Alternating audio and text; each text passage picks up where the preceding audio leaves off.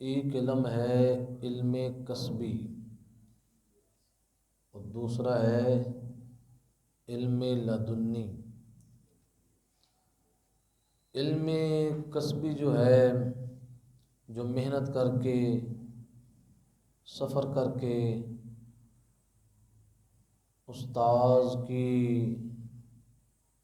خدمت کے اندر وقت گزارنے کے بعد، سیکھنے کا مرحلہ طے کرنے کے بعد جو علم حاصل ہوتا ہے، اس کو علم کسبی کہا جاتا ہے۔ جس طرح ہمارے مدارس کے اندر ایک طریقہ رائج ہے کہ جس نے علم سیکھنا ہو وہ مدرسے کے اندر باقاعدہ طور پر داخلہ لیتا ہے، پھر کچھ عرصے کے بعد وہی بچہ عالم بن جاتا ہے۔ دوسرا ہے علم لدنی۔ علم لدنی کا مطلب ہے جو مخلوق کے واسطے کے بغیر اللہ تعالیٰ اپنے بندے کو عطا فرماتا ہے۔ اب علم لدنی کی جو پہلی قسم ہے جس کو کہا جاتا ہے وحی، یہ پہلی قسم حضرات انبیاء کرام علیہم الصلاۃ کے ساتھ خاص ہے کہ اللہ تعالیٰ اپنے انبیاء علیہم الصلاۃ کو علم لدنی کی جو پہلی قسم جس کو وحی الہی کہا جاتا ہے، اللہ تعالیٰ وہ انبیاء کو عطا فرماتا ہے۔ انبیاء کرام علیہم الصلاۃ کی شان یہ ہے کہ وہ دنیا کے اندر کسی مخلوق کے شاگرد نہیں، اللہ تبارک و تعالیٰ کی طرف سے انہیں علم عطا فرمایا جاتا ہے۔ اور دوسری قسم ہے علم لدنی کی الہام، جو اللہ تعالیٰ اپنے ولیوں کو عطا فرماتا ہے۔ اور تیسری قسم ہے فراست، یہ اللہ تعالیٰ اپنے ایمان والے بندوں کو بھی عطا فرماتا ہے۔ لیکن الہام اور فراست کے اندر یہ شرط ہے کہ وہ خلاف شرع نہ ہو۔ اگر الہام اور فراست خلاف شرع ہو تو وہ من جانب اللہ نہیں، من جانب الشیطان ہے۔ اور جو الہام اور فراست شریعت کے مطابق ہو وہ من جانب الرحمن ہے۔ یہ فرق علماء اسلام نے کیا ہے کہ الہام اور فراست وہ معتبر ہے جو شریعت کے مطابق ہو، وگرنہ الہام کی کئی ایسی قسمیں ہیں کہ جو شیطان کی طرف سے بھی ان چیزوں کو دل کے اندر ڈالا جاتا ہے، بندے کے دل میں۔ اب بندہ وہ یہ سمجھ نہیں پاتا کہ یہ جو بات میرے دل میں ڈالی گئی ہے یہ اللہ کی طرف سے ہے یا شیطان کی طرف سے۔ تو اس کا اصول اور قانون کیا ہے؟ اگر وہ دل میں ڈالی ہوئی بات شریعت کے مطابق ہے تو یہ علامت ہے کہ یہ اللہ کی طرف سے ہے۔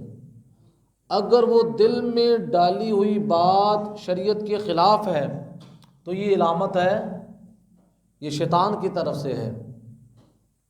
تو علم کے بہت زیادہ فضائل قرآن و سنت کے اندر موجود ہیں۔ اب میں آپ کے سامنے حضور نبی کریم صلی اللہ تعالی علیہ وسلم کی احادیث کی روشنی کے اندر پہلی جو حدیث پاک ہے کہ یہ حدیث پاک مسلم شریف کے اندر موجود ہے اور اس کے راوی حضرت سیدنا ابو ہریرہ رضی اللہ تعالی عنہ ہیں۔ آپ فرماتے ہیں قال رسول اللہ صلی اللہ علیہ وسلم، رسول اللہ صلی اللہ علیہ وسلم نے ارشاد فرمایا اذا مات الانسان انقطع عنہ عملہ الا من ثلاثۃ۔ حضور نے فرمایا کہ جب انسان فوت ہو جاتا ہے، اور یہاں انسان سے مراد ہے بندہ مومن، کس انسان کی بات ہو رہی ہے؟ بندہ مومن ہے، یہاں پر کافر کا تذکرہ، یعنی جب بندہ مومن کا وصال ہو جاتا ہے تو حضور فرماتے ہیں ان قطع عنہ عملہ الا من ثلاثۃ، اس کے عمل بھی ختم ہو جاتے ہیں، اس کے عمل بھی ختم ہو جاتے ہیں سوائے 3 اعمال کے، مرنے کے بعد اس کا سلسلہ ختم، اس کا سلسلہ قیامت تک کے لیے جاری و ساری رہتا ہے۔ اگر حضور نے فرمایا انسان کے جسم سے روح نکلی، روح نکلنے کے بعد انسان کی فائل بند ہو گئی، اس کے نامہ اعمال کا رجسٹر کیا ہو گیا؟ بند کر دیا گیا۔ اب جو لمحات اللہ رب العزت نے اس کو زندگی کی حالت کے اندر دیے تھے، اب وہ مرنے کے بعد اس کو حاصل ہے۔ زندگی کے اندر سبحان اللہ کہتا تھا، اس کا ثواب تھا، زندگی کے اندر نماز پڑھتا تھا، ثواب تھا۔ اب مرنے کے بعد کسی عمل کا ثواب اس کے لیے نہیں ہے۔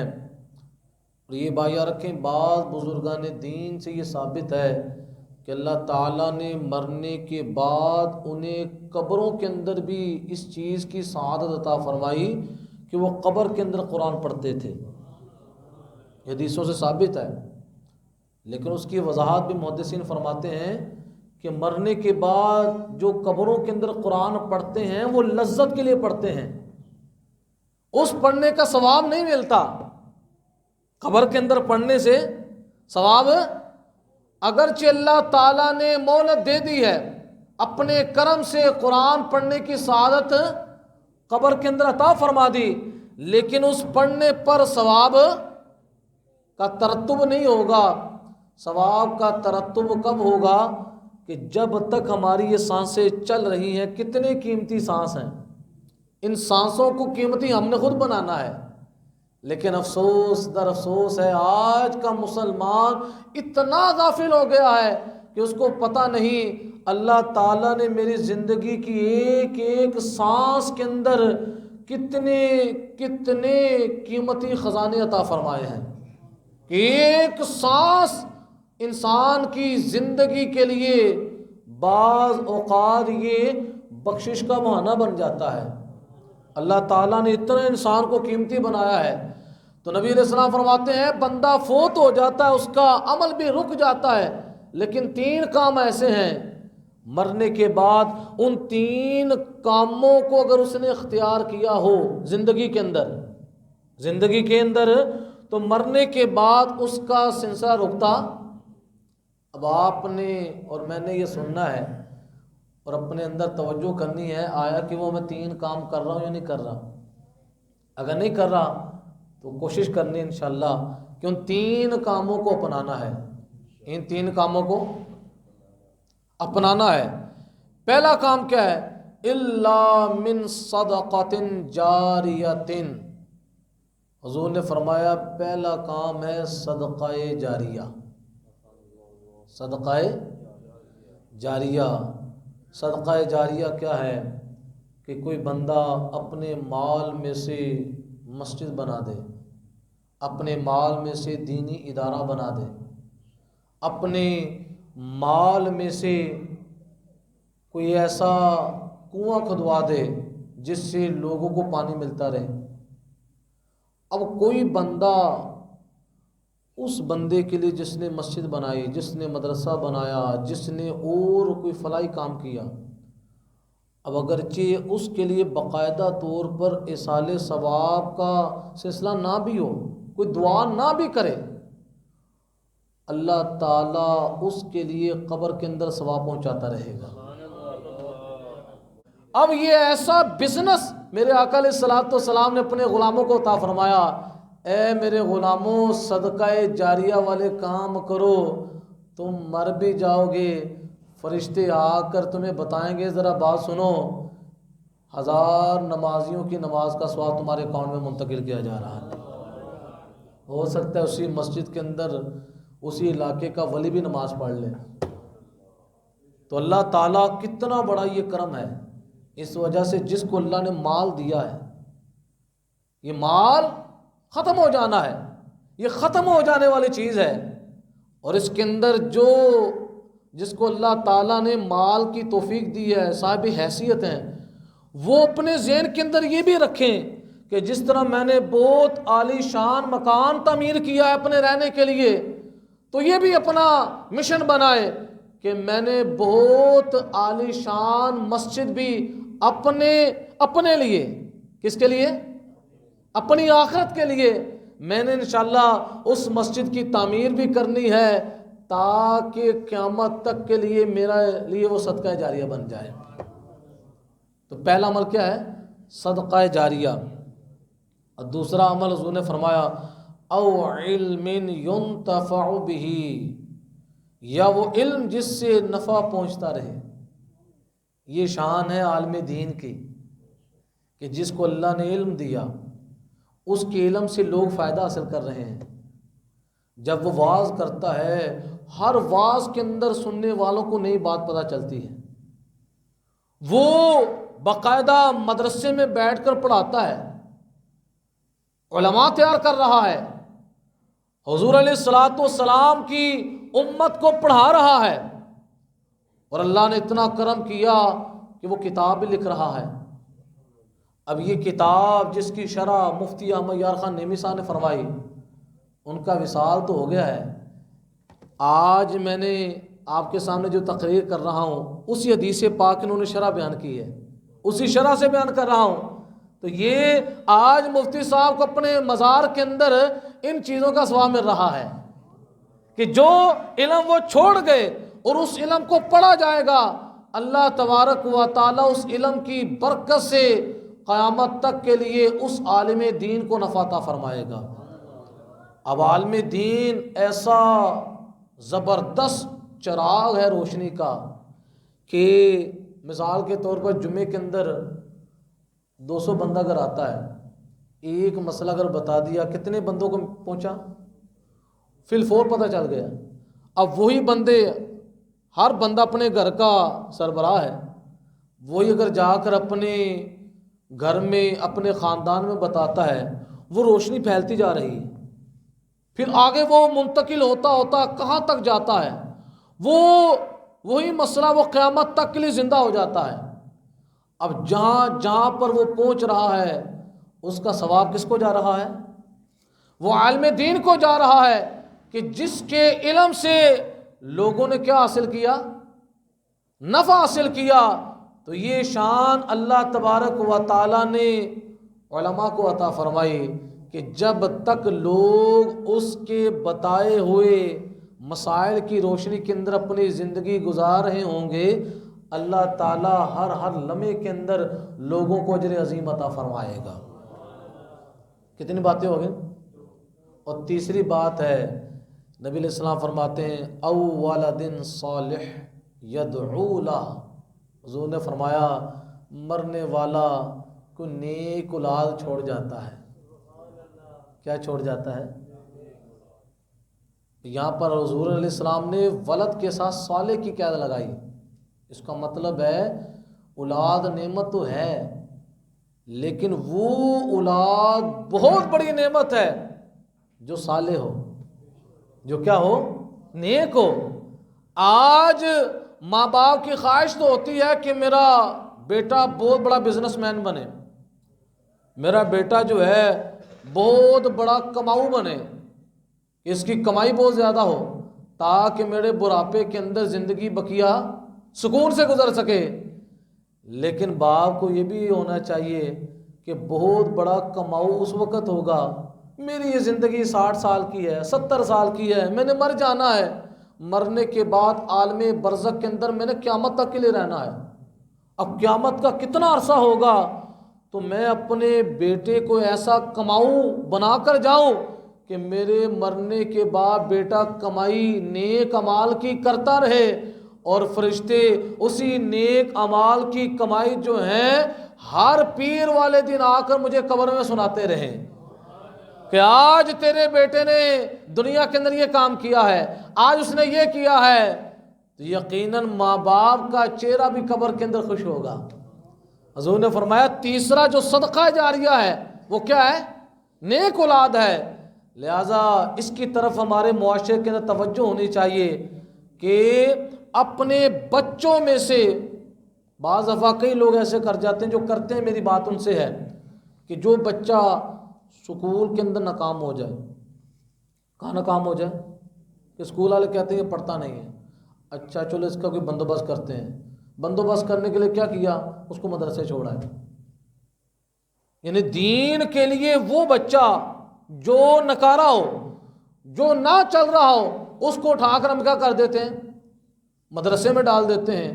اور جو بچہ ذہین ہے، فتین ہے، اس کا دماغی توازن بہت اچھا ہے، تو قرآن پاک کے اندر بھی اللہ تعالیٰ فرماتا ہے نا، لن تنالوا البر حتی تنفقوا مما تحبون، تم ہرگز بلائی کو نہیں پاؤ گے یہاں تک اللہ کے راستے میں وہ دو جس کو تم خود پسند کرتے ہو۔ ڈاکٹر بننے کے لیے پسند کرو یہ والا بچہ ہونا چاہیے، انجینئر بنانا ہو تو یہ والا بچہ ہو۔ ہم اپنے دنیاوی معاملات کے اندر اس بچے کا انتخاب کرتے ہیں، تو یہ کیسی عجیب بات ہے۔ رسول اللہ صلی اللہ علیہ وسلم کے دین کی جب باری آ رہی ہے اور دوسری طرف وہی بندہ کہتا ہے کہ میری جان، میرا مال، میری اولاد حضور پر قربان ہو جائے، تو یہ کیسا دوغلا پن ہے کہ ادھر نعرے تو یہ لگا رہا ہے میرا مال، میری جان، میری اولاد حضور کے دین پر قربان، اور جب دین کے راستے کے اندر بچے کو دینے کی باری آتی ہے تو کن ذہن بچہ دے دیا جاتا ہے۔ تو یہ ہمارے معاشرے کا المیہ ہے۔ اللہ تعالیٰ یہ بھی ہمیں سوچ عطا فرمائے کہ ہم اپنے ذہین بچوں کو رسول اللہ صلی اللہ تعالیٰ علیہ وسلم کے دین کا خدمت گزار بنائیں۔ کیا بنائیں؟ اور انشاءاللہ وہ دین کا خدمت گزار بنے گا، اللہ تعالیٰ اس کی برکت سے ماں باپ کو قبر کے اندر راحت و سکون عطا فرمائے گا۔ اب اگلی جو روایت ہے، اس روایت کو بیان کرنے والے حضرت کثیر بن قیس رضی اللہ تعالیٰ عنہ ہیں، اور یہ تابعی بزرگ ہیں۔ کون ہیں؟ تابعی ہیں۔ اور آپ فرماتے ہیں کنت جالسا مع ابی الدرداء فی مسجد دمشق، آپ فرماتے ہیں کہ میں حضرت ابو درداء رضی اللہ تعالی عنہ، یہ صحابی رسول ہیں، حضرت ابو درداء رضی اللہ تعالی عنہ یہ صحابی رسول ہیں۔ حضرت کثیر بن قیس فرماتے ہیں کہ میں حضرت ابو درداء رضی اللہ تعالی عنہ کے پاس جامعہ مسجد دمشق کے اندر بیٹھا ہوا تھا۔ کہ آپ دمشق کے اندر جو مسجد تھی وہاں پر حضرت سیدنا ابو درداء رضی اللہ تعالیٰ عنہ تشریف فرما تھے، اور میں ان کے پاس بیٹھا تھا، اور یہ حضرت ابو درداء کے شاگرد ہیں، صحبت یافتہ ہیں۔ آپ فرماتے میں اس مجلس کے اندر بیٹھا ہوا تھا، فجاءہ رجل، ایک شخص حضرت ابو درداء رضی اللہ تعالیٰ عنہ کی خدمت میں حاضر ہوا، فقال یا ابا الدرداء، اس نے کہا اے ابو درداء، انی جئتک من مدینۃ الرسول صلی اللہ علیہ وسلم لحدیث بلغنی انک تحدثون عن رسول اللہ صلی اللہ علیہ وسلم۔ وہ شخص کہتا ہے حضرت ابو درداء رضی اللہ تعالیٰ عنہ کو کہ حضور میں مدینۃ الرسول سے آپ کے پاس صرف ایک حدیث کے لیے آیا ہوں۔ کس کے لیے آیا ہوں؟ ایک حدیث کے لیے آیا ہوں۔ مجھے خبر لگی ہے کہ آپ حضور علیہ الصلاۃ والسلام سے اس حدیث کو بیان کرتے ہیں، یعنی مجھے پتہ چلا ہے، میں مدینۃ الرسول کے اندر تھا، مجھے یہ علم ہوا کہ وہ رسول اللہ صلی اللہ علیہ وسلم کی حدیث آپ کے پاس ہے، تو میں کہاں سے چلا ہوں؟ مدینۃ الرسول سے چلا ہوں سفر کر کے، اور اسی مقصد کے لیے آیا ہوں۔ آگے فرماتے ہیں ما جئت لحاجۃ، میں کسی اور کام کے لیے نہیں آیا۔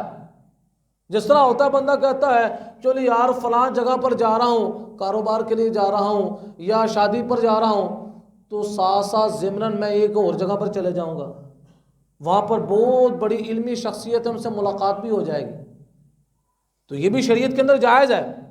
لیکن یہاں پر وہ اس شخص کا عقیدہ دیکھیں، اس کا نظریہ دیکھیں، رسول اللہ صلی اللہ علیہ وسلم کی حدیث کے ساتھ پیار دیکھیں کہ میں نے اتنا بڑا جو سفر کیا ہے وہ اپنے کسی اور کام کے لیے نہیں کیا، بلکہ میں اس کام کے لیے آیا ہوں کہ میں آپ سے صرف وہ حدیث سننے کے لیے آیا ہوں۔ جو حدیث پاک اس کے پاس ہے وہ آپ کے پاس ہے، اور مجھے علم ہوا ہے کہ وہ آپ روایت آگے لوگوں کو بیان کرتے ہیں۔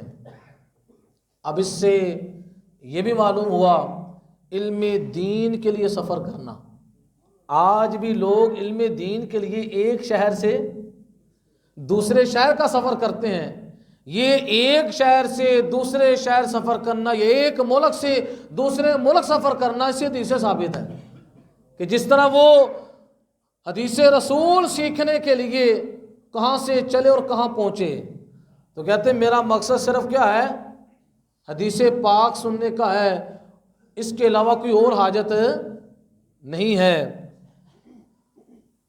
قال، اب حضرت ابو دردہ رضی اللہ تعالیٰ عنہ نے فرمایا، اور یہ آگے جو حدیث پاک بیان کریں گے حضرت ابو دردہ، یہ وہ روایت نہیں ہے جس کی اس شخص نے مطالبہ کیا تھا کہ میں وہ حدیث سننے کے لیے آیا ہوں، بلکہ آپ نے اس حدیث کو سنانے سے پہلے اس نے جو سفر کیا تھا، اس سفر کی جو اہمیت رسول اللہ کی حدیث میں تھی اس کو بیان کیا، اس کی دل جوئی کے لیے کہ تو نے اتنا عظیم کام کیا ہے، تو بہت بڑا کام کر کے آیا ہے، اس کی حوصلہ افزائی کی، اور پہلے وہ حدیث سنائی، پھر اس کے بعد جا کر جس حدیث کا مطالبہ وہ شخص کر رہا تھا آپ نے اس حدیث کو بیان فرمایا۔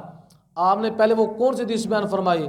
آپ فرماتے ہیں فَإِنِّي سَمِعْتُ رَسُولَ اللَّهِ صلی اللہ علیہ وسلم یقول، حضرت ابو دردہ فرماتے ہیں کہ میں نے رسول اللہ صلی اللہ علیہ وسلم کو فرماتے ہوئے سنا۔ یہ وہ بات ہے جو بات میں نے خود اپنے کانوں سے حضور علیہ السلام سے سنی۔ وہ کیا ہے؟ من سلک طریقا یطلب فیہ علما سلک اللہ بہ طریقا من طرق الجنہ، کہ نبی علیہ السلام فرماتے ہیں جو تلاش علم کرتے ہوئے کوئی راستہ طے کرے، اللہ اسے جنت کے راستوں میں سے کسی راستے پر چلاتا ہے۔ یعنی چل وہ کس پر رہا ہے؟ دنیا کے راستوں پر۔ تو نبی علیہ السلام فرماتے ہیں وہ دنیا کا راستہ نہیں، اللہ تعالیٰ اس کو جنت کے راستوں پر چلا دیتا ہے۔ اس کا مطلب ہے جب وہ راستہ جنتی ہے تو چلنے والا وہ بھی جنتی ہے، وہ بھی کیا ہے؟ یعنی جو علم دین طلب کرنے والا ہے، حدیث پاک سے معلوم ہوا ایسا شخص بھی جنتی ہے، کیونکہ وہ کون سے راستے پر چل رہا ہے؟ وہ جنت کے راستے پر چل رہا ہے۔ اور جنت کا راستہ کیسے ہے؟ محدثین اس کی وضاحت فرماتے ہیں کہ جنت کا راستہ یہ ہے، انسان دنیا کے اندر زندگی گزارتا ہے، دنیا سے جب اس کی رخصتی کا وقت آئے تو انسان حالت ایمان کے اندر دنیا سے جائے۔ یہ جنت کے راستوں میں سے پہلا دروازہ ہے، جنت کے راستوں میں سے پہلا دروازہ ہے حالت ایمان میں اس کا دنیا سے جانا۔ اب یہ دروازہ جب کھل گیا اس کے بعد وہ کہاں پہنچ گیا؟ قبر میں۔ پھر قبر کے اندر منکر نکیر کے سوالات کے اندر اللہ آسانی دے دیتا ہے، یہ دوسرا راستہ ہے۔ پھر جس وقت قبر سے وہ حشر کے لیے اٹھتا ہے، اللہ تبارک و تعالی حشر کے میدان کے اندر اس کے لیے آسانی فرما دیتا ہے، اس کے لیے میزان عمل پر آسانی ہو جاتی ہے، اس کے لیے پل صراط پر آسانی ہو جاتی ہے۔ ان تمام راستوں کی آسانی کے بعد وہ جنت میں داخل ہو جاتا ہے۔ تو نبی علیہ الصلوۃ والسلام کا یہ فرمان کتنا گہرا فرمان ہے کہ جو علم دین تلاش کرتے ہوئے کسی راستے پر چلتا ہے، وہ یہ راستہ نہ سمجھے کہ یار میں علم دین حاصل کرنے کے لیے لاہور جا رہا ہوں، میں علم دین حاصل کرنے کے لیے اسلام آباد جا رہا ہوں، بلکہ وہ یہ تصور کرے، یا آپ کو آپ کی بات سے سمجھا دیتا ہوں، کوئی شخص جامع مسجد جمال مصطفیٰ کے اندر جمعہ پڑھنے کے لیے آ رہا ہے، اپنے گھر سے نکل رہا ہے، وہ یہ تصور کر کے نکلے رسول اللہ کے حدیث کے پیش نظر کہ میں تو جنت کے راستے پر چل رہا ہوں، اپنے گھر سے میں نے نکلنا ہے تو میرے گھر سے مسجد تک کا راستہ وہ کون سا راستہ ہے؟ کتنا عظیم! آپ کو اللہ تعالیٰ نے یہ سعادت عطا فرمائی کہ آپ اپنے گھر سے چلے اور گھر سے لے کر مسجد تک آپ کون سے راستے پر پڑ گئے؟ جنتی راستے پر پڑ گئے۔ تو حضرت ابو درداء رضی اللہ تعالیٰ عنہ فرماتے ہیں میں نے یہ بات خود رسول اللہ سے سنی کہ نبی علیہ السلام فرماتے ہیں جو علم دین طلب کرنے کے لیے کسی راستے پر چلتا ہے اللہ تعالیٰ اس کو جنت کے راستے پر چلاتا ہے۔ اور آگے کیا فرمایا؟ وَإِنَّ الْمَلَائِكَةَ لَتَدْعُ أَجْنِحَتَهَا رِضًا لِطَالِبِ الْعِلْمِ وَإِنَّ الْعَالِمَ يَسْتَغْفِرُونَهُ مَنْ فِي السَّمَاوَاتِ وَمَنْ فِي الْأَرْضِ وَالْحِيطَانِ فِي جَوْفِ الْمَاءِ۔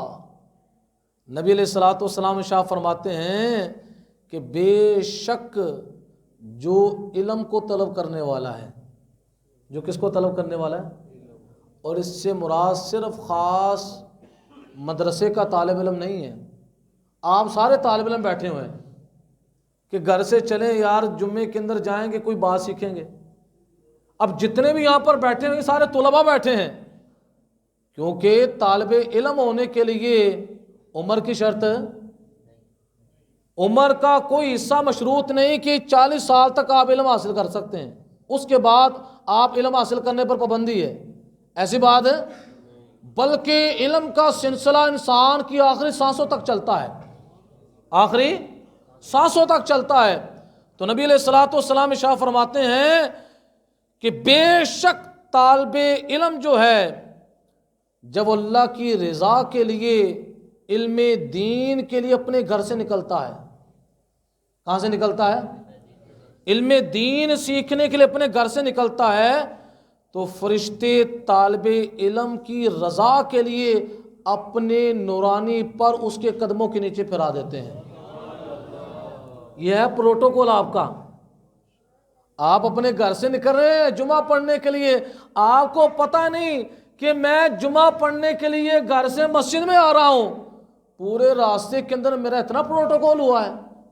آج اگر کوئی بندہ 2 3 4 پلیٹیں پھول کی ہمارے اوپر پھینک دے تو ہم خوشی سے پھولیں نہیں سماتے کہ گھر سے میں نکلا 5 6 7 پھولوں کی پلیٹیں میرے اوپر نچھاور کی گئیں، اور تم اپنی قسمت پر رشک کرو کہ جمعہ پڑھنے کے لیے علم دین، نماز کی بات نہیں کر رہا، علم دین کی بات کر رہا ہوں، علم دین سیکھنے کے لیے آپ اپنے گھر سے چلے، اللہ تعالیٰ عرش سے فرشتوں کو بھیج دیتا ہے، اے فرشتوں نکل جاؤ تمہاری ڈیوٹی شروع ہو گئی ہے۔ آج جو طالب علم جمعہ پڑھنے کے لیے علم دین سیکھنے کے لیے کسی عالم دین کی مجلس میں جا کر بیٹھنے والا ہے اس کا جا کر پروٹوکول تو کرو، اس کا جا کر پروٹوکول تو اس کو جا کر دو۔ اب یہاں پر کیا ہے، اپنے پروں کو نورانی فرشتے جو ہیں اس طالب علم کے قدموں کے نیچے پھیلا رہے ہیں، یہ پہلا پروٹوکول ہے۔ اس کے بعد کیا ہے؟ نبی علیہ السلام فرماتے ہیں وَإِنَّ الْعَالِمَ يَسْتَغْفِرُونَهُ مَنْ فِي السَّمَاوَاتِ وَمَنْ فِي الْأَرْضِ وَالْحِيطَانِ فِي جَوْفِ الْمَاءِ۔ سبحان اللہ۔ نبی علیہ السلام فرماتے ہیں اسی طالب علم کے لیے جو کچھ آسمانوں کے اندر ہے، جو کچھ، اب یہ لفظ من استعمال ہوا ہے اور عربی گرامر کے اندر لفظ من یہ عمومیت کے لیے آتا ہے، کسی معنی کو عام بیان کرنا ہو نا اس کے لیے لفظ من استعمال کیا جاتا ہے۔ اب آسمانوں میں جو کچھ ہے، اللہ کے فرشتے بھی ہیں، آسمانوں کے اندر سورج بھی ہے، چاند بھی ہے، تارے بھی ہیں، عرش بھی ہے، کرسی بھی ہے، سدرۃ المنتہا بھی ہے، اعلیٰ علیین بھی ہے، کتنی چیزیں آسمان کے اندر ہیں۔ تو نبی علیہ السلام فرماتے ہیں جو کچھ آسمانوں میں ہے اور جو کچھ زمین میں ہے، جو کچھ، اس کا پھر مطلب کیا ہوا؟ آپ مجھے ایک بات بتائیں، دعا جب بندہ کسی کے لیے کرتا ہے تو یہ وضاحت ہوتی ہے نا کہ میں فلاں کے لیے دعا کر رہا ہوں، کیا خیال ہے؟ یہ پتہ ہوتا ہے، مثال کے طور پہ ہاتھ اٹھاتے ہیں، یار یہ فلاں بندہ بیمار ہے یا فلاں بندہ پریشان ہے، اگرچہ نام بندہ نہ بھی لے لیکن بعض دفعہ نیت میں ہوتا ہے کہ میں فلاں کے لیے دعا کر رہا ہوں۔ اب اس کا مطلب ہے کہ جو طالب علم ہے اس کی شان کیا ہے، زمین و آسمان کی مخلوق اس کو جانتی ہے کہ یہ عالم دین جو ہے، یہ طالب علم جو علم حاصل کرنے کے لیے جا رہا ہے، آسمانوں کی مخلوق بھی اس کو جانتی ہے اور زمینوں کے اندر جو مخلوقات ہے وہ بھی اس کو جانتی ہے۔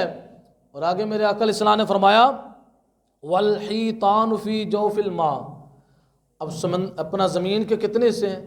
2 حصے، ایک حصہ کیا ہے؟ خشکی، دوسرا کیا ہے؟ پانی ہے۔ اب آقا علیہ الصلوۃ والسلام کی شان دیکھیں، حضور فرماتے ہیں آسمانوں کے اندر بھی اس کا پروٹوکول چل رہا ہے۔ زمین کے 2 حصے ہیں، ایک حصہ خشکی والا ہے، وہ بھی پروٹوکول کے طور پر کیا کر رہا ہے؟ اس طالب علم کے لیے دعا کر رہا ہے، یا اللہ اس علم دین سیکھنے والے کی بخشش فرما دے۔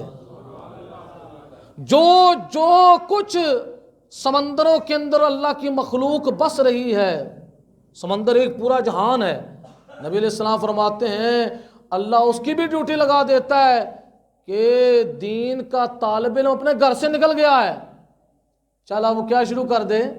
دعا کر دے۔ تو کتنا بڑا پروٹوکول ہے، آسمان کی مخلوق بھی دعا استغفار کر رہی ہے، زمین کی مخلوق بھی دعا استغفار کر رہی ہے، اور زمین کا جو حصہ تری پر واقع ہے وہ بھی طالب علم کے لیے کیا کر رہا ہے؟ دعا استغفار کر رہا ہے۔ اور نبی کریم صلی اللہ تعالی علیہ وسلم آگے شاہ فرماتے ہیں ایک ہے عالم دین اور ایک ہے عبادت گزار، فرق ہے۔ عبادت گزار کیا ہے؟ دن کے اندر 100 نفل پڑھ لینا، لیکن اس کے پاس علم دین نہیں، وہ عابد ہے۔ اور عالم کیا ہے؟ جو عبادت کرتا ہے علم کی روشنی میں کرتا ہے۔ اب اس کا فرق حضور نے بیان فرمایا، ایک طرف عبادت گزار ہے کہ جو روزانہ کی تہجد کے 12 نفل پڑھ لیتا ہے، صبح سویرے اٹھ جاتا ہے لیکن ہے عابد عالم، اور دوسری طرف عالم دین ہے جو اگرچہ تہجد نہیں بھی پڑھتا، فجر کی نماز پڑھنے کے لیے اٹھ جاتا ہے، وہ فرائض کی پابندی کر رہا ہے، واجبات کی پابندی کر رہا ہے، لیکن اللہ تعالیٰ نے اس کو ایک بہت بڑا کمال عطا فرمایا، وہ کیا ہے؟ علم دین کا کمال عطا فرمایا۔ تو نبی علیہ السلام فرماتے ہیں وَإِنَّ فَضْلَ الْعَالِمِ عَلَى الْعَابِدِ كَفَضْلِ الْقَمَرِ لَيْلَةَ الْبَدْرِ عَلَى سَائِرِ الْكَوَاكِبِ۔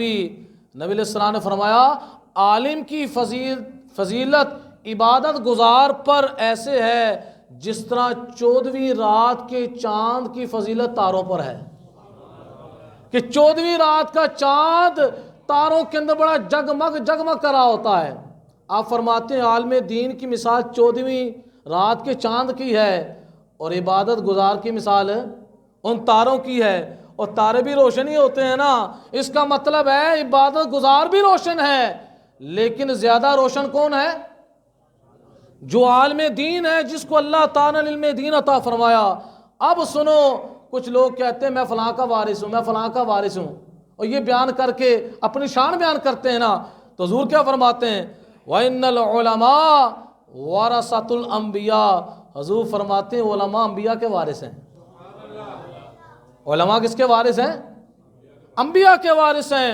وَإِنَّ الْأَنْبِيَاءَ لَمْ يُوَرِّثُوا دِينَارًا وَلَا دِرْهَمًا، نبی علیہ السلام فرماتے ہیں انبیاء درہم اور دنانیر کا وارث نہیں بناتے کہ اپنے پیچھے دینار اور درہم چھوڑ کر جائیں۔ وَإِنَّمَا وَرَّثُوا الْعِلْمَ، وہ اپنا وارث جو ہے علم دین کی صورت میں بناتے ہیں کہ وصال کے بعد علم چھوڑتے ہیں، اور اس علم کو کون حاصل کرتا ہے؟ علماء کرتے ہیں۔ حضور نے فرمایا فَمَنْ أَخَذَهُ أَخَذَ بِحَظٍّ وَافِرٍ، جس نے اس علم میں سے لیا اس نے تھوڑا سا حصہ نہیں لیا، اس کو اللہ نے بہت بڑا حصہ عطا فرما دیا ہے۔ تو یہ شان ہے علماء کی اور یہ شان ہے علم کی، اور اللہ تعالیٰ ہمارے معاشرے کے اندر یہ شعور پیدا کر دے. آج یہ شعور کم ہوتا جا رہا ہے. یقین مانے نماز پڑھنے والا جو نمازی ہے اس کو بنیادی باتوں کا پتہ نہیں.